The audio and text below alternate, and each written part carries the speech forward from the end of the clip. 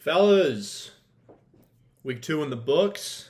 As we all expected, Derek was the highest scorer, and Chase fell all the way from the top to the bottom.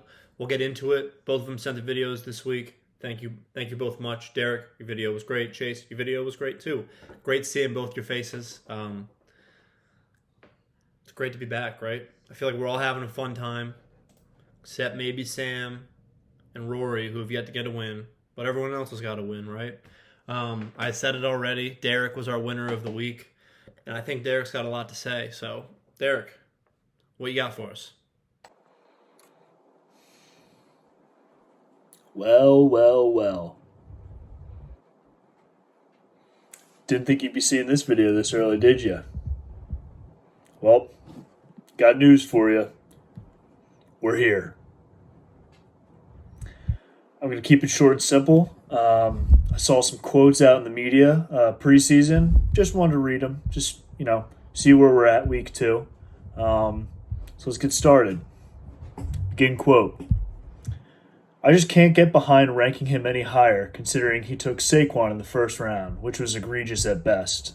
I like Saquon and think he's due for a bounce-back year, but third running back off the board seems a tad high. Okay.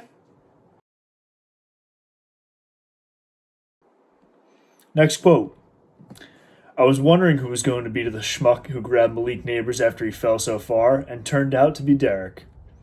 The Giants literally did not score a TD in preseason, and that was with Daniel Jones at the helm actively trying.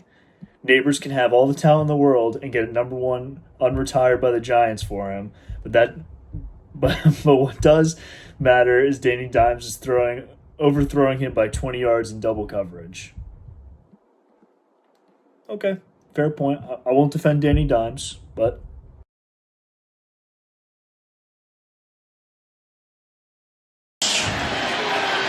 pulls the trigger. Touchdown, Giants. Malik Neighbors hauls it into the end zone. And last quote. I've never been a huge DK fan from a fantasy perspective. I don't know why. That could be a bad take on my end, but I'll put it out there into the world.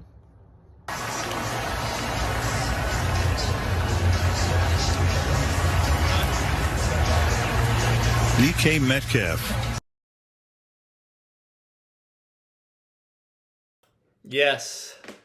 Derek seems to have kept receipts on all the things that your lovely esteemed commissioner may have said during the pre-draft rankings, but he did beat me out by about a point for the league's highest scorer this week. He scored 157.54, beating Rory by about 30 points.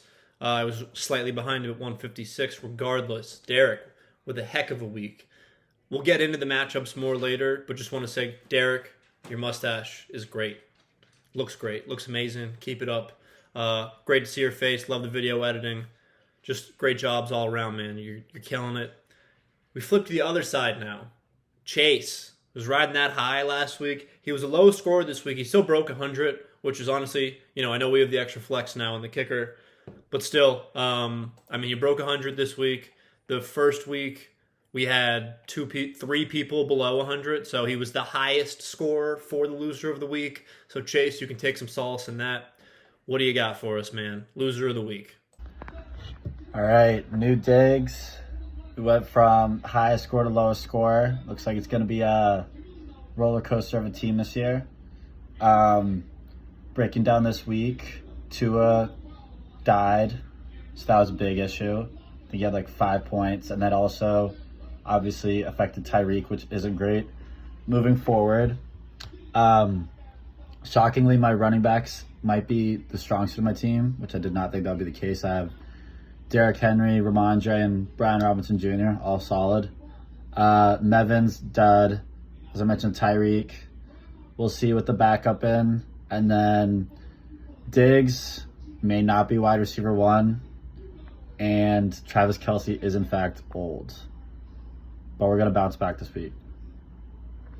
Yes, Chase, it does indeed appear that Travis Kelce is old. I will be interested to see what he wants to do with the tight end position this year. My friend in my other league said that he wanted to drop Travis Kelce straight up, which I thought was a crazy thing to say, but, neither here nor there. Not our league, not really our problem. But Yes, Chase was the lowest scorer, 101.3 points. I'll get into it. I did not do too hot on the predictions. Again, I went 2-3 for the second week in a row, brings me to 4-6 for the season. I got to be better. That's what it comes down to as commissioner. You got to be better with the predictions. But we'll jump into Ben and Steele's matchup. Ben had a really good week, top 5 in scoring. This was all in all a pretty high scoring week across the league, 141. Really paced by Devonta, Kittle, Debo, who he's going to be without Debo for a little bit. Rashad White did not look too great against a really good Detroit Lions run defense, but it didn't matter. He got the win over Steele by 15 points. Steele was carried by Marvin Harrison Jr. and Dobbins. They had 49 of his 126. Lamar was fine. Aaron Jones had that fumble on the goal line. Olave still only 12 points. The Saints look unbelievable, and Olave still not really getting in on the action as much as everyone else. Tank Dell dropped a walk-in touchdown or 40-yard touchdown, and Laporta just candidly isn't really being utilized as much as he was last year. They have Amon-Ra, and the emergence of Jameson Williams has definitely taken away from Laporta's target share. Steele, I have him this week. He's down CMC. I always said his team was either going to be really, really good or really, really bad. He has been, bottom half of the league in scoring both weeks. I don't want to say too many bad things about him because I'm playing and I'm sure I'll lose. But Ben gets a much-needed victory, avoids dropping to 0-2. Great win from Ben. Our next matchup, alluded to it earlier, Derek versus Rory. Rory drops to 0-2. Derek 1-1, leading scorer of the week. Carried by Kyler, DK, and Malik, as we all saw in his lovely video. Chiefs defense got 11 points. Greg the Leg with 6. Obviously let down by Amari Cooper with 4 points, but it doesn't matter when you're getting almost 90 points out of 3 people. Saquon dropped that third down at the end. He also got stopped on the one a couple times. Jalen ran it in. So Derek could have had more points, honestly. I think he left some points on the bench too with Brian Thomas Jr. over Amari. I'll be really interested to see what he does. Amari is a headache to own. Deshaun's just not very good, and candidly, he's just not getting any love. Rory, down A.J. Brown. That was his first pick. That's obviously tough. Evan Ingram was a late game inactive, like 15 minutes before kickoff. We all found out. He really was just, carried by Nico and JJ. James Conner had a really good game. Mahomes is the best quarterback in the world, but candidly not a very good fantasy quarterback at times. I don't think Rory's going to win too many games if he's starting DeAndre Swift and Najee Harris. I don't think that's a super ridiculous thing for me to say. I honestly think, I don't even know if Najee's owned in leagues across the world. He's pretty bad, and then obviously let down by Colby Parkinson at tight end. He had to find that late filler, being down Evan Ingram. Rory made the same mistake in my other league, which I also lost. Doesn't help when your tight end gets 2 points. But Rory 1-1, Rory 0-2, Derek 1-1. We'll get into the matchups for next week soon. This was a good matchup. We had Ford and Caleb, 142-131. One of the two games I got right. Ford did not start off too hot with Josh Allen on Thursday Night Football. They were just up by so much they didn't need him. He candidly was, carried by his kicker. Brees Hall and Godwin all had over 20. Fairbairn, 22 points against Chicago. I mean, that's the difference right there in that game. Ford has 22 from him, and Jake Moody only has 5 this week after he had like 26 last week. That's a 17-point difference right off the rip, and Ford only won by 11. So that's the difference right there. But Ford is now down Pacheco as well. He's already down Njoku. Blake Corum's looking like that probably was a waste of a pick. So I'm assuming he's going to plug Singletary into his lineup this upcoming week, but Pickens could find his way into the rotation as well. We'll see. Obviously, Jalen Waddle didn't get hurt, but Tua going down is basically the equivalent of Jalen Waddle's value being hurt. So Ford's got some roster decisions to make. Caleb, on the other hand, when we looked at this game Thursday night, A-Kane had 29 and Josh Allen had 9, and I'm pretty sure everyone thought the game was over. Caleb was let down by Kyle Pitts for sure. He, didn't have Kenneth Walker. Christian Watson had a zero burger on his bench. Cortland Sutton has Bo Nix as quarterback. So, there wasn't really anything Caleb could have done, candidly. He didn't leave any points on the bench. He just didn't have the facilities this week. He didn't have it in him. So, he's definitely going to want to hope that Kenneth Walker's back next week for sure. Kyle Pitts doesn't look like he's the solution. And, he's hurting a tight end. That is what it is. Jonathan Taylor not getting any burn in the fourth quarter, too. That was pretty crazy to see watching the Colts game. Tough one. All right, Chris Gilliam. Never know if I'm saying his last name right, ever. I'm just going to say that now. Chase, lowest score. There was honestly, like, Chase was high for a low score, but there was a tremendous drop off this week from Chase, and the next lowest score, Chase was at 101. Roy was the next lowest at 123. So huge drop off. Chase Carney already alluded to what went wrong. When that happens to Tua on primetime, it's never good for anyone. His Tua Tyreek stack got 11 points. The week was over before it started. I mean, yeah, he was never going to win this game based off of that. I mean, Derrick Henry 16, Ramondre 17, B Rob 14. His defense, the Texans defense, was a top 3 scorer this week. And then Chris had a really good week all around, 138, very solid. 5th or 6th highest score this week. Jamar's been very disappointing so far from a fantasy perspective. I feel like that's pretty on par for him. He's pretty meh, and then he has a couple games where he just absolutely balls out. But he's a great receiver. Cowboys defense was -1. Didn't matter. Jalen got in the end zone. So good week from Chris. Me versus Sam. Hate to do it to you, brother, but maybe you should have sent me a video last week, huh? So Sam, 143. He was the 3rd highest scorer. Still takes the loss. Very tough scenes. I thought I was in trouble when Anthony Richardson only got me 9, but Kamara had me. 44 points. You love to see that. Sam had a very solid week all around. Obviously, the London late night touchdown. He didn't have anyone go off, but everyone was super solid. He only had 2 players that were less than 10 points. If Dak hits CD for another touchdown, he wins this game. So I think Sam's team's obviously very dependent on that stack, and CD didn't practice this week, which is obviously something to monitor. But if Dak's going to be MVP, he needs to put up more than 12.9 fantasy points. That's all that I'm saying, Sam. That's all that I'm saying. All right, let's get into week 3, shall we? Let me get the spreadsheet up so I can write the predictions. Okie dokie, week 3. Okay, we will start with Ford and Derek. Honestly, great matchup. I love the matchup. I think Ford's team's hurting a little bit. He's out Pacheco for the long haul. Derek, I'm going to tell you this, man. You can drop Hollywood Brown. He's done for the whole season, and this is a regular season. We don't do anything in the playoffs. So you can drop Hollywood. I'll let you know that that's safe to do that. Marshawn Lloyd also hit IR for Derek this week. Ford is a 6-point favorite going into this game. But I don't think Joe Mixon's going to play. I read that he's not. And Njoku's probably not going to play. Waddle has Skylar Thompson as quarterback. It's going to be interesting. Breece Hall plays the Patriots on Thursday night. Go Pats, baby. Love the Pats. Ayuk should hopefully do what Ayuk's supposed to do with Debo being injured, but he's obviously been very slow to ramp up since his stint. Derek, obviously, we just heard from him. He kept receipts. He was the highest scorer last week.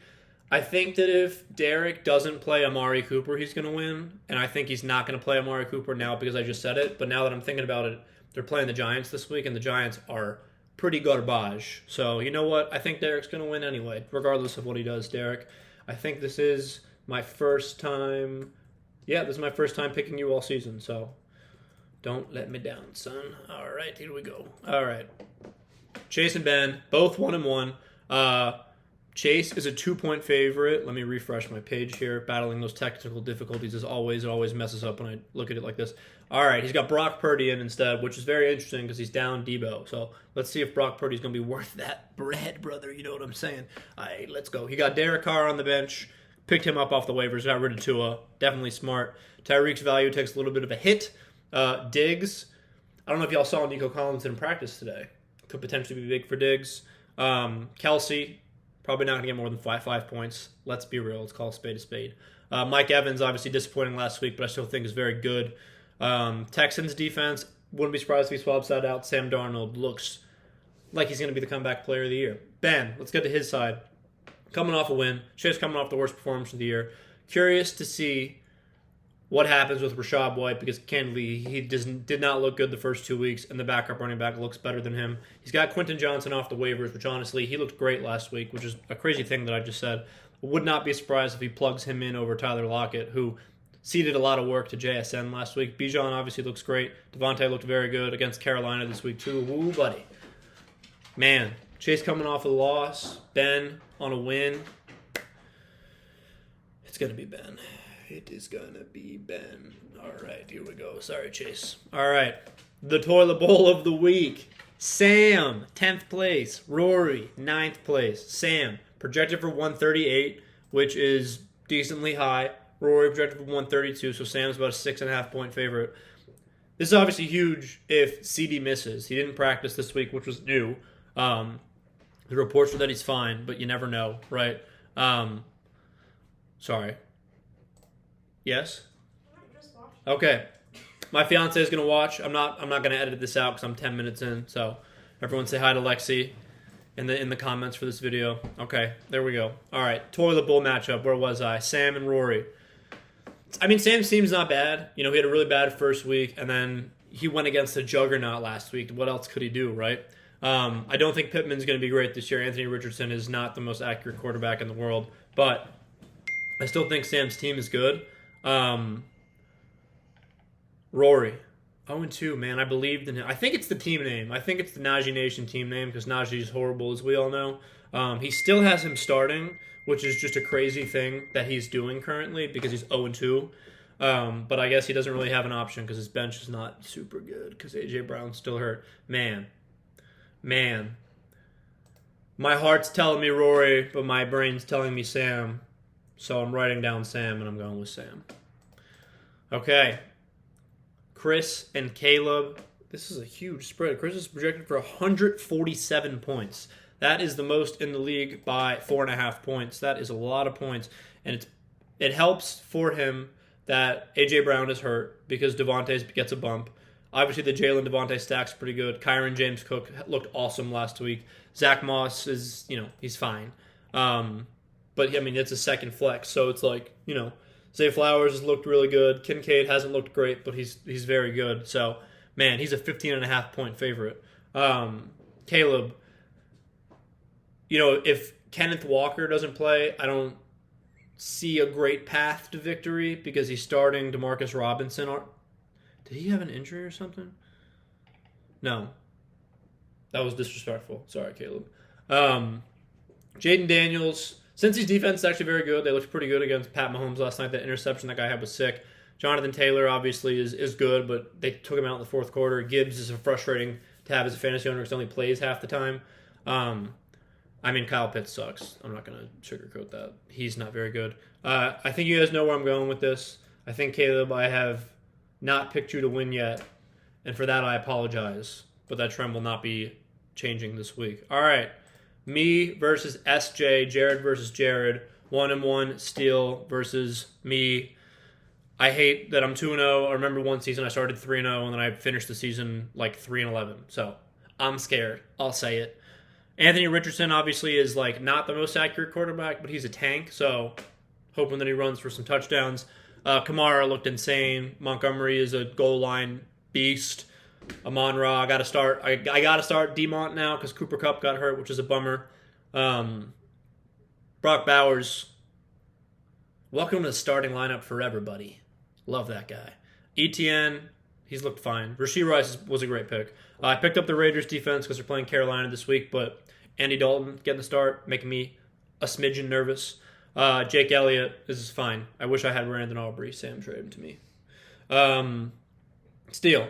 Lamar, Aaron Jones, Jordan Mason, Malave, Marvin Harrison Jr., Laporta, Tank Dell, J.K. Dobbins. Dobbins was a great pick. He's looked great. Obviously, Pittsburgh's defense is really good, but Dobbins has looked the part this year. Tank Dell, I think, is much better than what his numbers show. Laporta, obviously, I think the same thing about him. I feel like I have to pick myself because I'm 2-0 and he's 1-1, but I could easily see this going the other way, especially I'm down Cup. But, I'll pick myself, but as long as everyone knows that I still have respect for Steele. And that's what's going on. That's what we're going with. All right. Fellas, I appreciate you tuning in. Yes, that is a signed Rajon Rondo jersey that I got from my bar mitzvah. If you knew that, ball certified. All right. Don't forget to like and subscribe. Love you guys.